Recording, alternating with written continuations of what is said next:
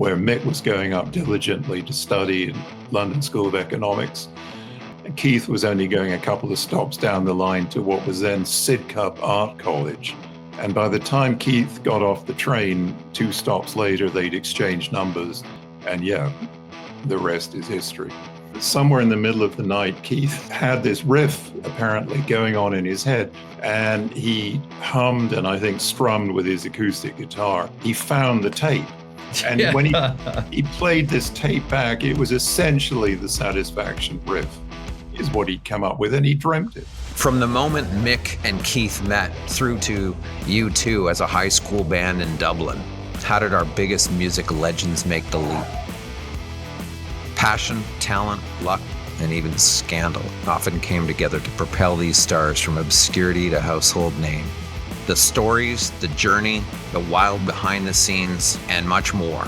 I'm Dave Anthony, and I'm the host of From Garage to Stadiums. Welcome to Garage to Stadiums. Today's episode is the story of the Rolling Stones. Their incredible story begins not in a garage or a studio or on a stage, but on a grey train platform in Dartford, 20 miles east of London. Mick Jagger, 18, arms full of American blues records, crosses paths with Keith Richards, 17. The two had first met as 7-year-olds in primary school, but this reunion, bonded by Chuck Berry and Muddy Waters albums, would strike a partnership that changed music forever. From that moment, the Stones roared out of London clubs to conquer the world. They sold over 250 million albums, terrified parents everywhere, and somehow, through addictions, arrests, deaths, and near collapse, kept rolling. Along the way, they made era-defining albums, staged some of the most infamous concerts in history, and in their later years, even reinvented the business of touring itself. This isn't just the tale of a band, it's the saga of survival, reinvention, and rebellion. And at its core, it's the story of 2 7-year-old kids from Dartford, Mick and Keith, who became undisputed icons of rock and roll. Here to tell their 60-year story is the author of the Rolling Stones' 60 Years, Christopher Sanford. He's written acclaimed biographies of Mick Jagger, Keith Richards, Paul McCartney, Sting, and Kurt Cobain, as well as books on John F. Kennedy and Roman Polanski. For more than 2 decades, he's written about music and film for major media outlets on both sides of the Atlantic. Rolling Stone magazine has called him the preeminent author in his field today. He splits his time between London and Seattle and joins us now from Seattle. Welcome to Garage to Stadiums, Chris. All right. Thanks, Dave. Nice to be here. The book that you've written and updated, Rolling Stones 50 years, 60 years, etc. How did you get to know the Stones for some of the research? Well, I'm an old-time fan. I don't quite go back to day one, but I go back to the kind of 67, 68 era when I was a kid. And largely it was because I was downstairs at my house in England as a child.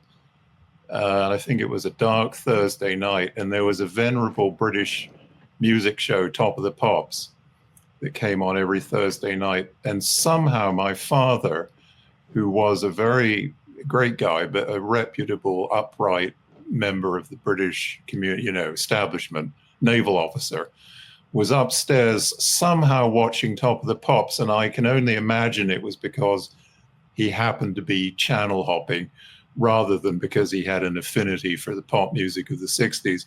But I was downstairs and I remember him screaming in a sort of outrage. I was quite worried at first. I thought he might have had an accident or something. And I ran upstairs to see what the problem was. And the problem was he was so offended by the Rolling Stones performing probably Let's Spend the Night Together or maybe Jumping Jack Flash. I think it was probably Let's Spend the Night Together. He was just paralyzed with indignation that these 5 young sort of thugs could be on his television screen in the middle of the evening and singing these lascivious lyrics. And I think at that point, I thought, these guys are good. They've offended my father, which of course is very attractive at that age. And they sort of got into my bloodstream. So I began a long, originally juvenile, and then I guess grown up fascination with them. And over the years, I met them a couple of times. I can't really claim to be intimate friends, so I've been backstage in various rooms in which they've been circulating. The one I would claim to know is dear old Bill Wyman, who I've had some dealings with recently, who's of course, as we all know, no longer in the band, but a really interesting guy with great stories to tell. So I've come to know Bill quite well, which has been fun over the recent years. Can we talk a little bit about Jagger, Richards, Jones, Watts, Wyman, just sort of briefly on, where they grew up, what their family life was like? Sure. Well, I mean, there's a misconception among certain people still that the Stones are all impeccably working class, kind of downtrodden in Britain's, very stratified class structure. And not quite true. I mean, Brian Jones came from Cheltenham, which is about as refined a town as it's hard to think of a North American equivalent, but somewhere in the sort of maybe Long Island, Massachusetts, Cape Cod sort of ambience to it, very genteel. Admittedly, he was sort of run out of town eventually, but nonetheless, he grew up in some comfort, as did Mick. And I went to Dartford Grammar School as part of my penance for writing about Mick. A long time ago, I went to the school he was educated at, and they extracted from the file, an old-fashioned filing cabinet. They brought out his leaving report, confidential report written when he was 18, as a reference for either a college admission or even a job. And what was striking about it was, I think I was probably the only Stones archivist to have got that particular document. What's striking about it is how true to life it is today. It says things like, this boy has mildly bohemian tendencies, but he has a fine mind. He's very self-centered, very focused, not self-centered, so very self-focused. When he decides to achieve something, he undoubtedly achieves it. And, he compensates for lack of sheer intellectual willpower with deep determination and ambition. And I mean, that strikes 60 years later. You could say that's pretty much the Mick blueprint. Across town, meanwhile, was Keith in Dartford, literally on the other side of the tracks, because there is a railroad dividing the two parts of the town. And he grew up in a slightly more bleak, I'd say working class culture. Hardly saw his dad, who worked such long hours. And I think he had quite a permissive mother, Doris, who he was an only kid. I think he got away with quite a lot as an adolescent and a teenager. And you could argue that some of those characteristics are still clearly the case today. The self-disciplined, focused Mick, and the more laissez-faire, not so detail-orientated Keith. And finally, Charlie was very impeccably working class, but I think in the sense that he was also extremely house-proud and very fastidious about things like his appearance and being punctual and being efficient. And you could say that those were qualities that he displayed throughout the rest of his life as well, and just happened to have this miraculous gift for rhythm. So they were a disparate bunch of people. They came from both sides of the British social system, and I think you can see the ingredients for what they still are today in their early days. It's an interesting, but for a train ride together, we could not, maybe not have the Rolling Stones. That Dartford platform story is iconic in the history of rock and roll. Well, yeah, I mean, Mick and Keith had met as kids, and there's a photo in one of the books I've written showing them aged 9 or 10 together in a school group. And ironically, it's at Wembley Stadium. Ironic in that, 25 years later, they returned in somewhat greater style. But they were at a school outing of some kind to go to England's soccer stadium together. And so there you see the spindly-legged Keith, age 10, with his rather prominent ears. And in the middle of the group behind him, there's Mick, who is staring intently at the camera lens, and holding a cat that had walked past apparently the group, and he clutched it to himself. And I can't help but think that there's a way there that Mick was, even at that age, ready to project himself in front of a camera. You know, he had a prop. There's a cat. He's the only kid who picked the cat up. And he's got that kind of intense Mick look, you know, staring right down the camera lens. Whereas Keith has got that I don't care, you know, look. So, I mean, they were buddies as kids. Then they fell apart. They moved apart because Mick went to a different school to Keith. And they reunited in 61, October of 61, when they both happened to, yes, get on a train at Dartford station, which is not, God knows, particularly distinguished by anything else. But it is distinguished by this big bang moment where Mick was going up diligently to study in London School of Economics. And Keith was only going a couple of stops down the line to what was then Sidcup Art College, which was not a very academically pronounced place. He was basically killing time looking for some way out of it, and spent a lot of his time practicing the guitar. So he had a guitar, Mick had albums, Chuck Berry and Muddy Waters, and you know, you don't see those too often at Dartford in 61. So they made a connection. And by the time Keith got off the train, 2 stops later, they'd exchanged numbers, and yeah, the rest is history. Interestingly, I did find a guy at the London School of Economics, he's since passed away, who was Mick's tutor, Mick's professor at that time. Walter Stern was his name. And he kept really interesting notes of every time he met his students. He wrote not only what they did academically, but anything else he thought was interesting.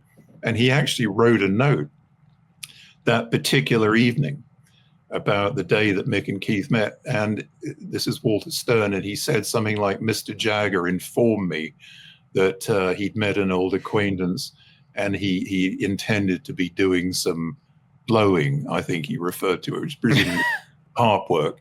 And Stern went on to say 2 days later, Mr. Jagger appeared in my, appeared in my office wearing a pair of blue winkle picker shoes.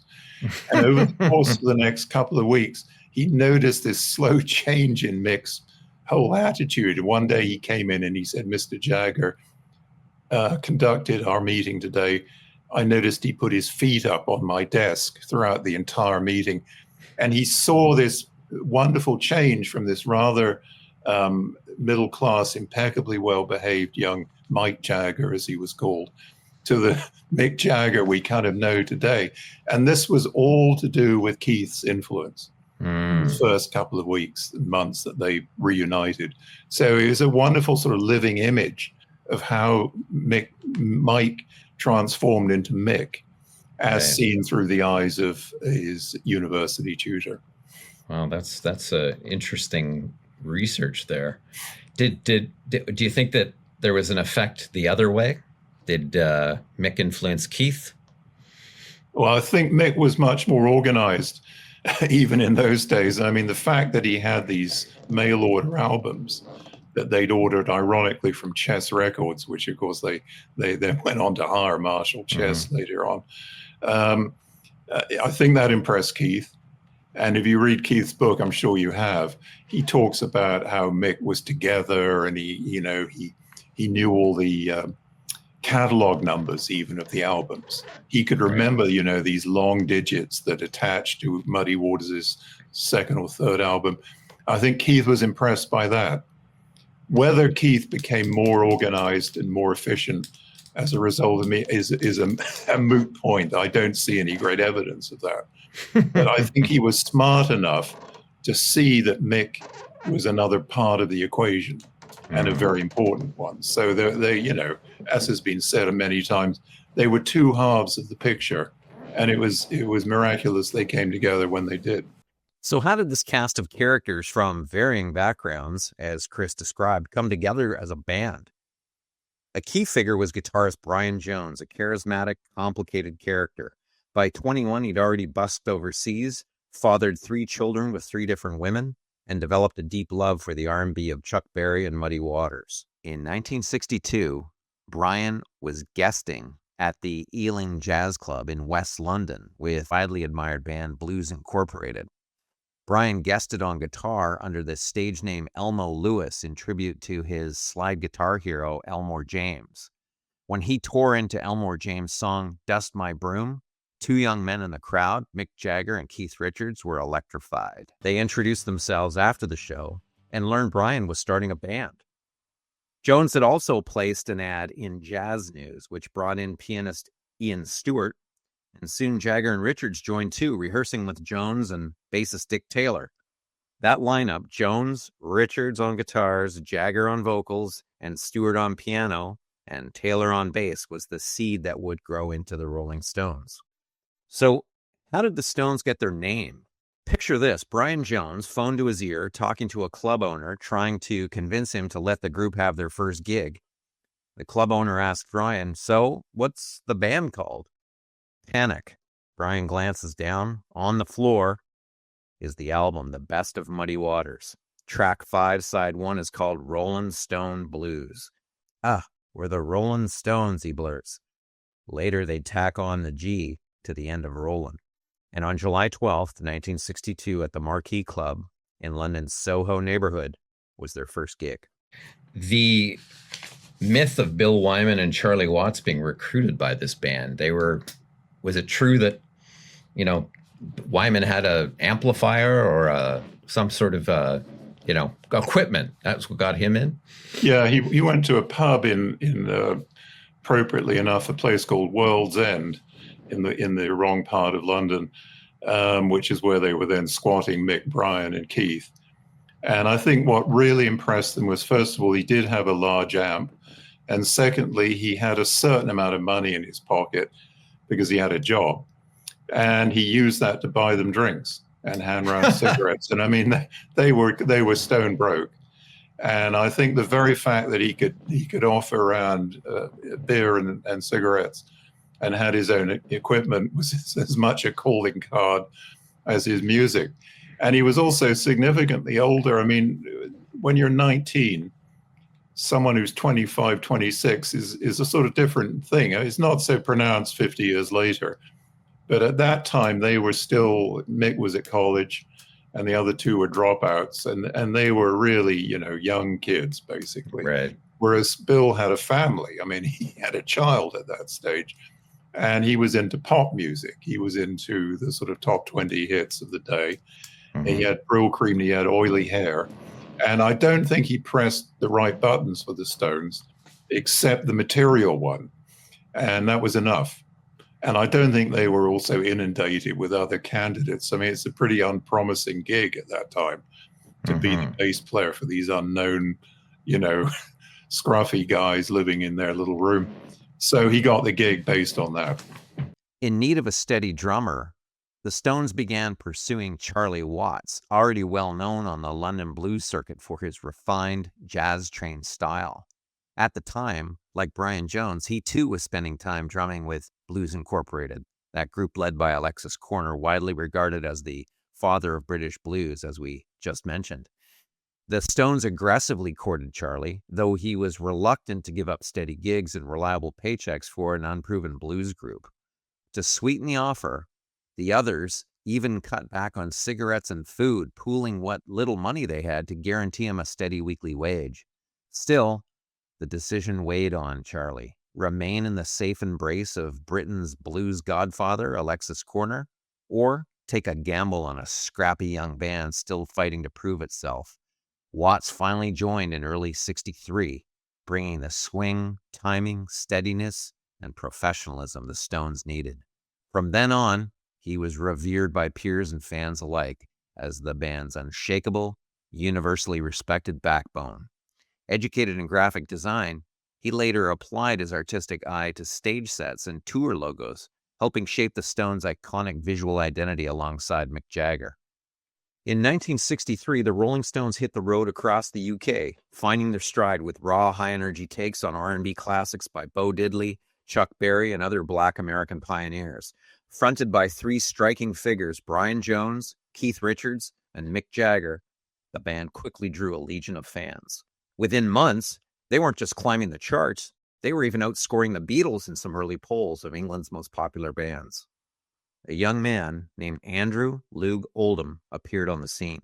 Just 19 years old, Andrew had been an assistant to Brian Epstein, the Beatles' mastermind, learning the art of publicity. In April '63, the editor of a London-based pop music weekly newspaper recommended to Andrew Oldham, go see this blues band in Richmond, which was about 45 minutes west of London.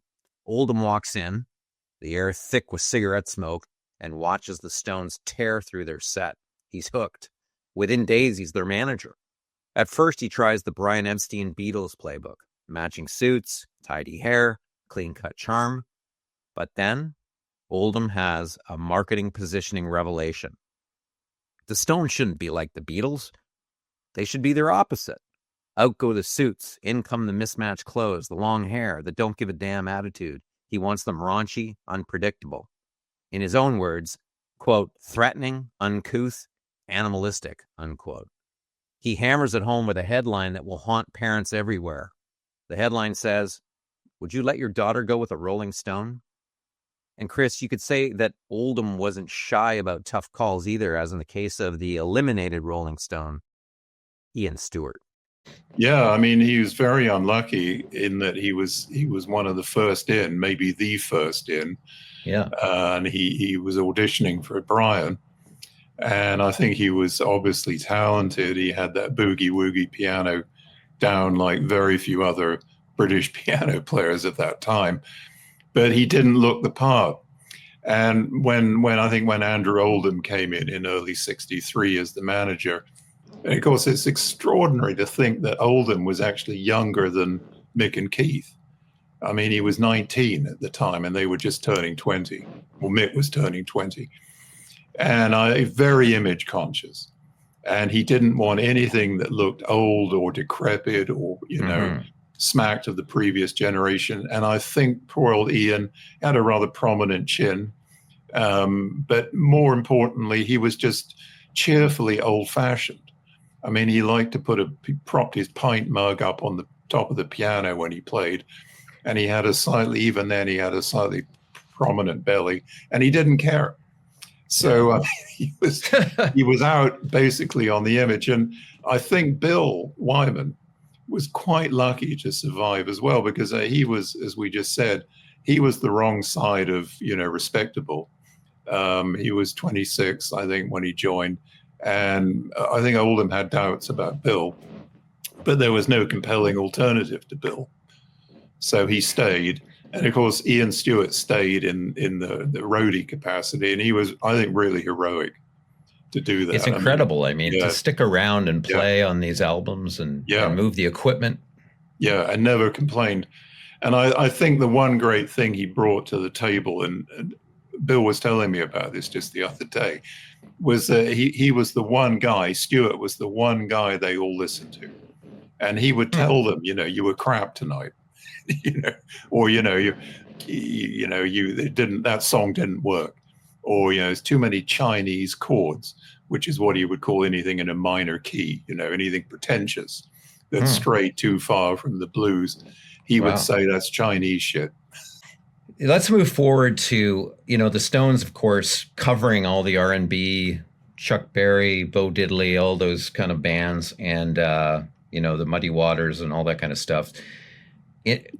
In '64, like the Beatles are already writing their own songs. The Stones are still doing covers for the most part. What was the turning point? How did, someone convince them, hey, you got to bear down here? And how did they choose? Well, you tell us who they chose and why.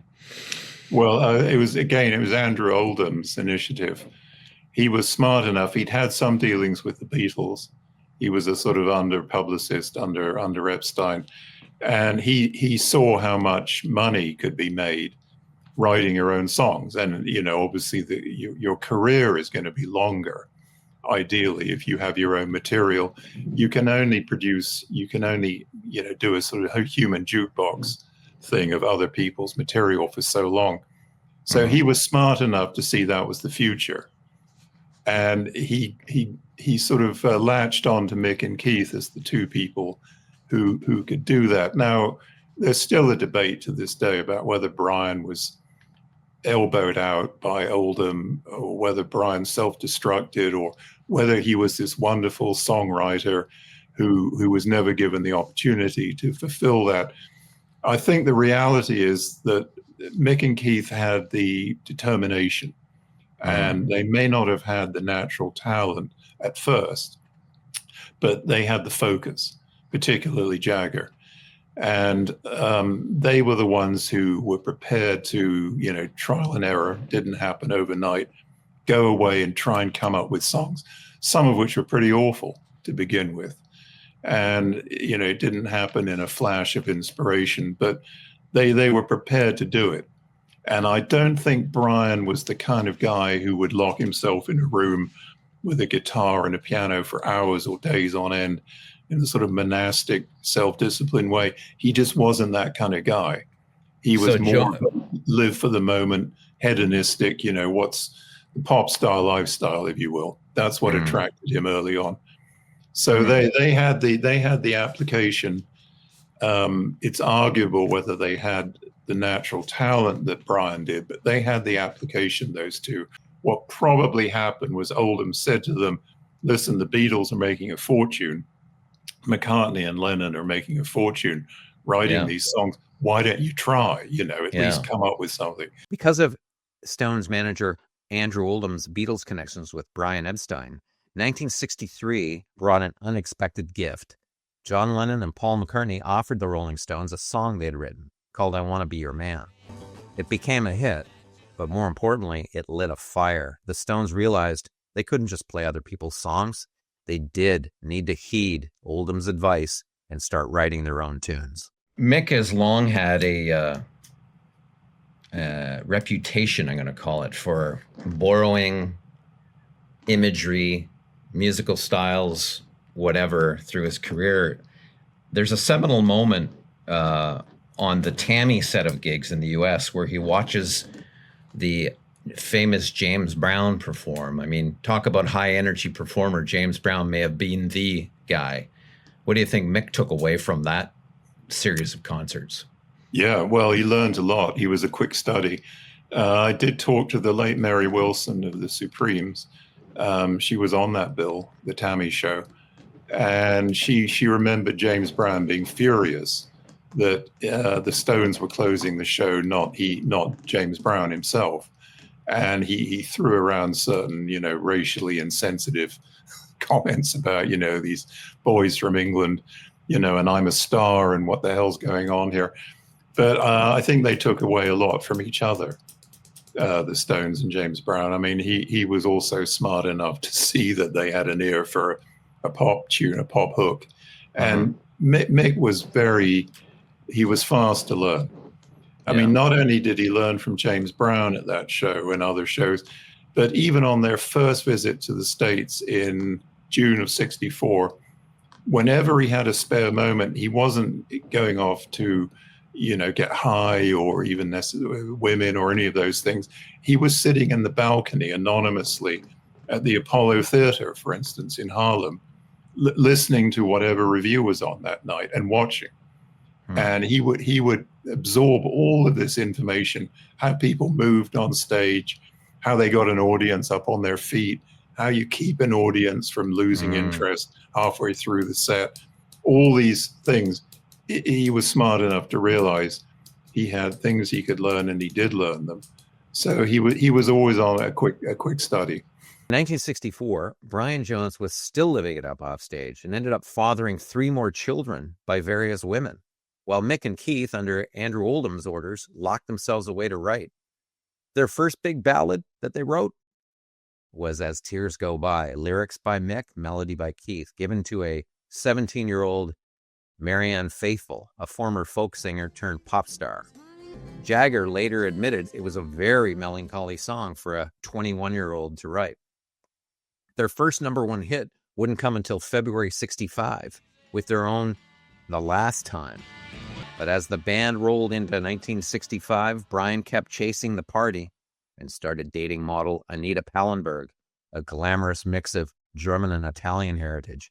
And as you will hear, Anita would soon become one of the most fateful figures in the Stones' history. If the Stones had a true turning point, perhaps it would be in 1965 with their new song Satisfaction. That July, the song didn't just top the charts, it blew apart the charts. With Keith's buzzsaw guitar riff and Mick's sneering, rebellious lyrics, complete with the gloriously ungrammatical Can't Get Now, it became an anthem for restless youth everywhere, sealing the Jagger-Richards partnership as rock's next great songwriting force. And true to their now bad boy image, the lyrics in Satisfaction with the phrase, quote, trying to make some girl, unquote, had the song banned by the BBC. The story of Satisfaction being conceived is quite an interesting one that really launched the Stones to the, top of the heap at some levels. That song was so devastatingly impactful on radio. As we know, it's still really the signature song. It came about in May of '65 when they were on one of their frenetic kind of concert tours of the States. And in those days, you paid 30 minutes. You didn't even usually play that long, because the thing would devolve into a riot after the second or third song. So they all went back to this little motel in Clearwater, Florida, the Gulf Motel, which it's still there, but it's changed hands and changed name. And somewhere in the middle of the night, Keith had this riff apparently going on in his head. And he had a very early tape recorder, a primitive sort of cassette recorder by the bed. And he hummed and I think strummed with his acoustic guitar a few notes of what was going on in his head. And woke up the next morning, and luckily for millions of fans around the world, not to mention his own bank balance, he found the tape. He didn't throw it in the laundry or discard it. I mean, God knows if it had gone in the trash can, And when he played this tape back, it was essentially the Satisfaction riff is what he'd come up with, and he dreamt it. Wow. Who knows where these things come from? Yeah, he apparently had fallen asleep soon after recording the riff. And in the morning, Keith rewinds the tape, finds this gem of a riff at the beginning, and on the rest of the tape, all that he can hear is him snoring. He claims he has no recollection of the riff, so thankfully at least taped it. Wow. And I mean, and as with almost every great song, I mean, it was there in a sort of, in embryonic form, but it needed working up. And I think what really did it was when Ian Stewart, who we were talking about a minute ago, the unsung hero of the Stones, Stu went off a couple of days later. They were in Hollywood. And they went to the RCA studios there. Stu went off and got a fuzz box at some local musical equipment store, and they were quite rare at that time. I mean, just coming into the market. I think Eric Clapton was maybe using one, but not too many others. And they put Keith's guitar through this fuzz box, and it changed the whole sound of the thing. And it went from being what had originally been, in Keith's mind, I think more of a Stax-like soul sound. He envisioned horns, where we now hear that crunching guitar riff. He heard horns, for instance. So it was only the guitar sounded, I think, to him thin when he played it without the box. When he plugged it into the fuzz box, it got that nice raspy sound that we all know and love. Yeah. And I think Mick added some lyrics, and in those days, they often he made the lyrics up more or less on the spot. That riff probably changed rock and roll, just the direction of it at some levels, the way that they got. I mean, hats off to Ian Stewart for grabbing that fuzz box. Yeah, I mean, Ian, someone should, I think they have written a book about Ian Stewart, but someone should there should be a statue to him somewhere or a memorial. The things he contributed to the Stones, not only as a friend and an advisor, but musically as well. I mean, it's incredible. Yeah. But he was definitely the guy who had the smarts to say, try plugging this in, Keith. And I think Keith always been reluctant to this day. He said as much, to go for any effects or gimmicks, or he doesn't have pedals on stage or anything like that. He just has a guitar. But he was smart enough to go with Stewart's advice. And that's the result. I think there is some controversy, as the Brits would say, controversy, as North Americans would say, relative to Mick and Keith dominating the credits when really others played key roles or claimed to. What was your research telling you? Well, I know what Bill Wyman said not long ago, and he said this elsewhere. It's not an exclusive, but he still feels this to this day, that he was in the studio, I think it was a rehearsal studio in London, and as usual, waiting for the Stones to appear. They'd say 8 o'clock at night, and they'd drift in at 11:30 or something, whereas Bill would be there at 8. And Bill spent the intervening 3 hours doodling around, and there was an organ in there, and he was pounding on this organ, and it was essentially, he came up with what we now know to be Jumping Jack Flash. And the essential notes and the chord structure of Flash. And when Keith eventually staggered in hours late, he heard what Bill had been playing, and he said something like, "Well, that's interesting. What is it?" And Bill said, "It's wait music. It's what I do when I'm just waiting for you guys. It's nothing." And Keith went on to something else. And when that song came to be re-recorded, Bill said, couldn't help but recognize some of the structure of what I'd been playing a few weeks earlier to Keith. But, if you look on the credits, you'll see Jagger Richards. So do you think that they just didn't want are the alpha males of the group and the others don't push, or they're just modest, or what's the reasoning there? I think a bit of all of the above, and also management. I think they were quite keen to keep it down to the duo, not to expand it into anything more collective than that. And Bill's a sort of, he's a really nice guy. I like Bill, but he's sort of what you might call passive aggressive, maybe. He just absorbs these things, doesn't forget them, but he doesn't really deal with them at the time. Maybe he just internalizes them. And he has internalized that for 55 years or so. Yeah, but it wasn't the only instance of them being, you could say Mick and Keith were smart enough to hear something that maybe the guy who actually came up with the germ of the idea didn't hear. So, it does raise interesting questions about who writes a song. It does remind me of, there's a story of the Eagles where Don Felder came up with the riff for Hotel California. And of course, Fry and Henley go, "Well, so what? Where's the rest of it?" Right. Like, we did that. So, it's interesting. That's an interesting perspective you raised. Yeah. I mean, the lyrics, certainly the lyrics to Jumping Jack Flash could only have been Jagger. And you can't, much as I admire Bill, you can't really imagine Bill coming up with something quite as imaginative as Mick did. And I'm sure Keith put a lot of work into that song too and polished it off. So it's a combination of things, but it can be quite brutal. After the success of Satisfaction, the next album was December's Children in 1965, producing Get Off My Cloud and 19th Nervous Breakdown. Next, we will hear about another mysterious figure that enters the Stones world in the form of an American accountant who would change the Stones' future in many ways. In 1965, the pop music industry was abuzz about an audacious American accountant by the name of Alan Klein, who offered to renegotiate the Rolling Stones record contract with Decca Records. In one of the worst decisions in the history of music, Decca had passed on signing the Beatles and said to manager Brian Epstein that, quote, "guitar groups are on the way out," unquote. Because Decca was embarrassed by the loss of the top-selling Beatles, Alan Klein sniffed an opportunity for leverage to stand up to Decca and renegotiate the Stones' original contract. Keith Richards recalls that Klein called a meeting with the Stones and said, quote, "We're going into Decca today and we're going to work on these motherfuckers. We're going to come out with their best record contract ever." He told the group, "Wear some shades, just stand at the back of the room and look at these old doddering farts and don't talk. I'll do the talking," unquote.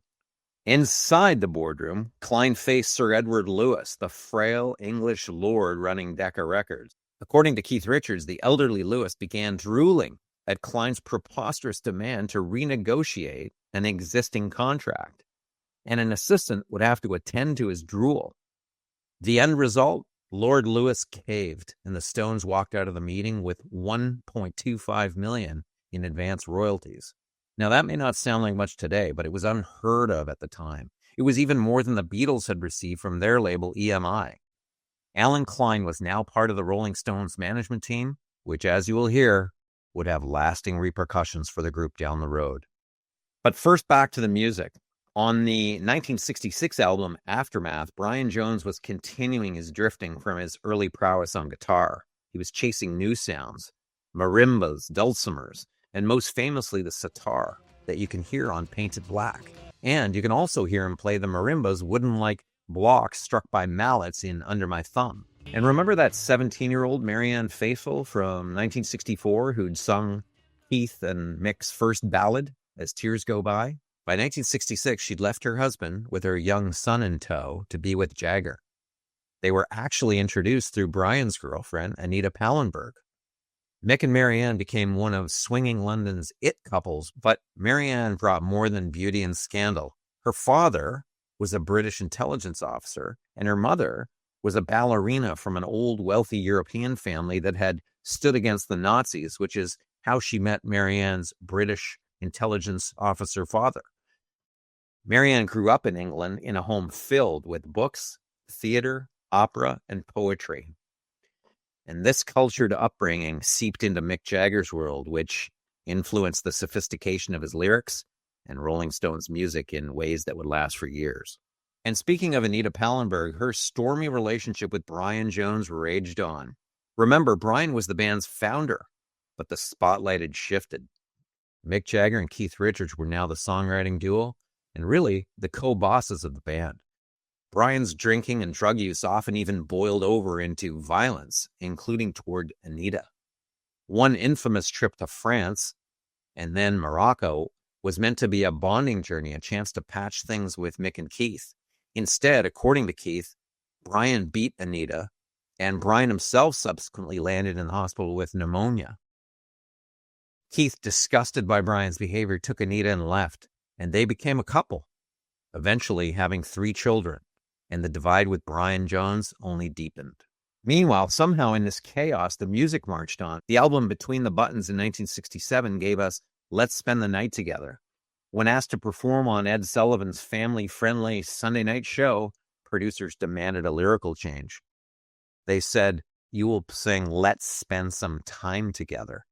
Mick Jagger obliged, but the camera catches the eye roll. Rebellion barely contained right there on national TV. The next issue I wanted to bounce off you was the fact that the infamous drug bust in '67 at Keith Richards' Redlands estate, that was a cultural shape-shifting moment, was it not, in, well, rock history, UK history? I mean, that trial, what happened next, and maybe you can tell us, what you think of that incident and what the impact on British society was at the time. Sure. Well, I mean, it took place on February the 12th, 1967, to be exact, and it was a Sunday night.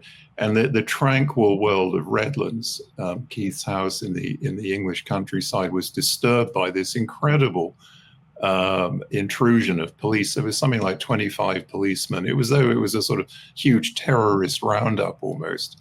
Wow. Descended on this otherwise quiet, idyllic cottage where Mick, Keith, Marianne Faithfull, and half a dozen of their friends were basically relaxing over various pharmaceuticals on a Sunday night.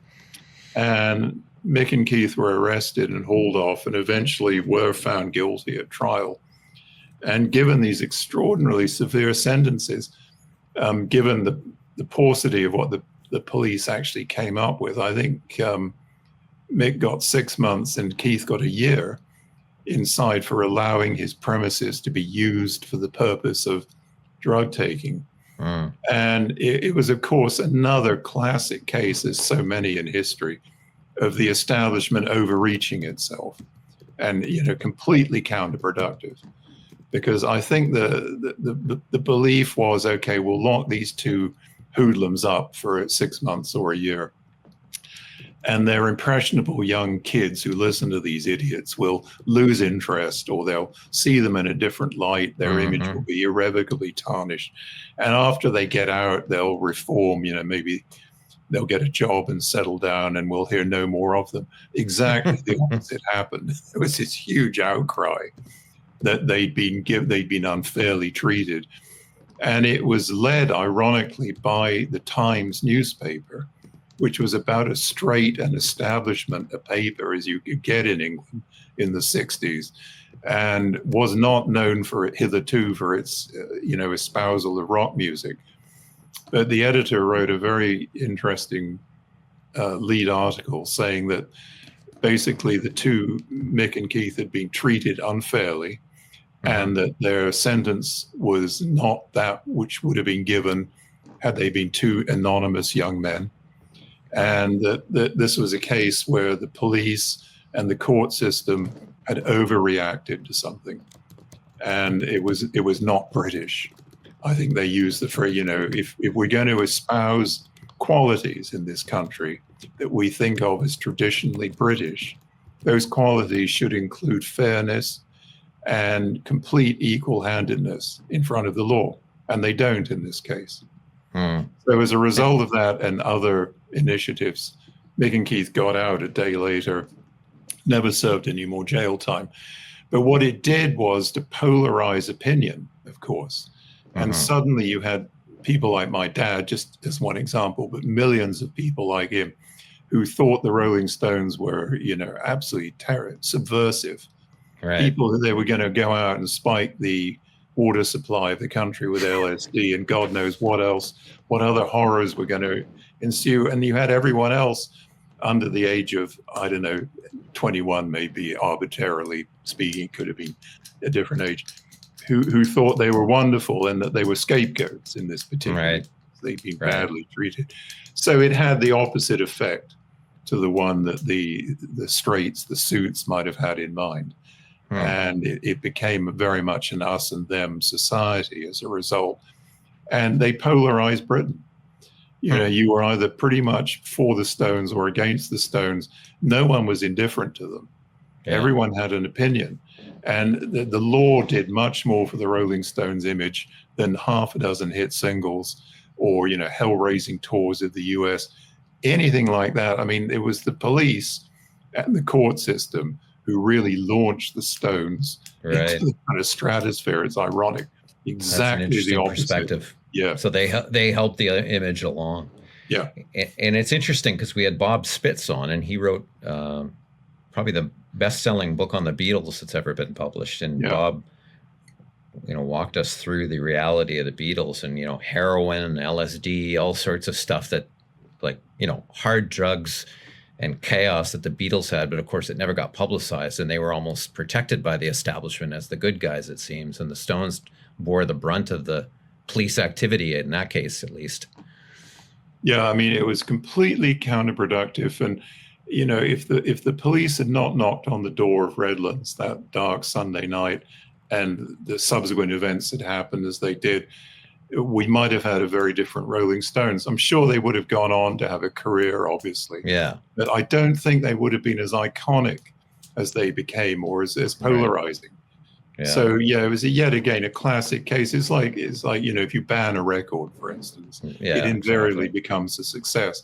And the same sort of phenomenon here. I mean, by hauling them off in handcuffs eventually. I mean, there was a famous picture of Mick being dragged away from court in handcuffs, and the policeman he's handcuffed to is beaming with pleasure at this incarceration. I mean, hugely counterproductive and totally the opposite of what they had in mind. Now free from drug trials and jail, the Stones dove into 1967's Summer of Love only to stumble. In December, they released their Satanic Majesty's Request album, an obvious nod to the Beatles' Sgt. Pepper album. The result? A kaleidoscopic LSD-soaked detour critics called awkward and self-indulgent. Yet amid the swirling sitars and layered sounds shone one gem, the song She's a Rainbow, a vivid burst of color in an otherwise uneven experiment. Some of the lyrical flourishes on the album likely reflected the cultured worldly influence that Marianne Faithfull was now bringing into Mick's life. However, that 1967 psychedelic misstep didn't deter the Stones. Determined Mick and meticulous musical craftsman Keith Richards vowed to return to form. They'd strip back the experimentation, refocus on R&B and guitar-driven songs, and launch what would become the Stones' classic period, a sequence of 4 albums starting in 1968 that astonished fans and cemented their place in rock's upper pantheon. So how did the Stones kick off their classic period in 68? After the humiliation of the psychedelia-soaked Their Satanic Majesty's request, the turning point came with the arrival of new producer Jimmy Miller, a former drummer who had produced bands fronted by Stevie Winwood and Eric Clapton. Miller was known for his no-nonsense, straight-to-the-point style, and the Stones sought him out to help find the spinal column groove in their music. Their first collaboration was the single Jumpin' Jack Flash. Jumpin' Jack Flash was followed by the 1968 album Beggar's Banquet, and under Miller's guidance, the band crafted some of their most enduring work. One standout song, Sympathy for the Devil, lists a litany of historical horrors, from the crucifixion of Jesus to the death of the Russian Tsar, the atrocities of World War II, and the assassinations of the Kennedy brothers. The song was inspired by Marianne Faithfull, who had given Mick Jagger a copy of the novel The Master and Margarita by Mikhail Bulgakov, a novel about the devil visiting 1930s Moscow. Mick translated that dark literary vision into a song for the ages. Some believe that Anita Pallenberg, who by now had left Brian Jones for Keith Richards, may have influenced the song, as according to her own memoirs, she was very interested in the occult and black magic, and even considered herself a witch and attempted to put spells on people. As Jimmy Miller has mentioned in interviews, Brian Jones barely appears on Beggar's Banquet due to continuing absences during recording due to his escalating drug addiction. Miller says when he did show up, Brian would have some new instrument and insist on playing it. According to interviews with producer Miller, he claims that Jagger and Richards advised Miller that, quote, if Brian continues to do this, just tell him to piss off, unquote. Next, the volatile co-founder of the Stones, Brian Jones, the man who placed that fateful wanted ad that created the Stones, is confronted by the band for his deteriorating behavior. What followed would become one of the first tragedies in rock and roll. On June 8th, as the band was recording, Jagger and Richards, along with Charlie Watts, confronted co-founder Brian Jones. His drug use and growing disengagement had made collaboration impossible. Jones agreed to leave the band. He had barely played on recent recordings and had increasingly withdrawn, compounded by tensions over Keith Richards being together with Anita Pallenberg. Enter Mick Taylor, a 20-year-old blues guitar prodigy who had replaced Eric Clapton in the highly respected band John Mayall and the Blues Breakers. And he was already known for his skill at this young age. He stepped in to replace Brian, bringing fresh energy to the Stones lineup. And then, just 3.5 weeks later, on July 3rd, Brian Jones was found dead in a swimming pool. The coroner ruled it, quote, death by misadventure, unquote, an accidental drowning worsened by alcohol and drugs, with an enlarged liver and heart noted in the report. He was only 27. Jones' death marked one of rock's earliest and most infamous tragedies, and he would become a member of the infamous so-called 27 Club, which would later see Janis Joplin, Jimi Hendrix, Jim Morrison, and later Kurt Cobain and Amy Winehouse all dead in their prime at age 27. 2 days later, after Brian's death, the Stones performed a massive Hyde Park concert in front of hundreds of thousands in his memory. But neither Mick Jagger nor Keith Richards attended his funeral. Earlier, we mentioned Alan Klein's representation of the Stones would have lasting and devastating financial consequences on the group. Klein didn't just manage artists' money, he inserted himself between them and their record labels through so-called buy-sell deals, where his own company controlled the rights, manufacturing, and sales. That meant bigger paydays for his clients and for Klein, sometimes without them even realizing it. In 1965, the Rolling Stones' $1.25 million Decca advance landed in a Klein-controlled bank account, with the fine print letting him hold on to it for 20 years. The band ultimately accused him of withholding royalties, stealing publishing rights, and failing to pay taxes. A lot of chaos emerges in the late 60s. They start to see that Alan Klein is, not exactly the agent that he proclaimed to be. And Jagger runs into quite a character, Prince Rupert Lowenstein, at I won't even dare to say his real name because there's about 14 or 15 names to it, which I'm sure people will get when they read your book. And I wondered what you thought, what was the impact of Prince Rupert kind of coming on the scene? What did he finally do for these guys?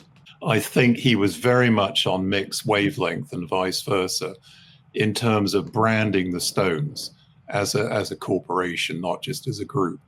And you started to get not only better royalty rates and better deals with record companies and their own record label, but then you started to get things like merchandising and, the $300 bomber jackets and the ubiquitous T-shirts.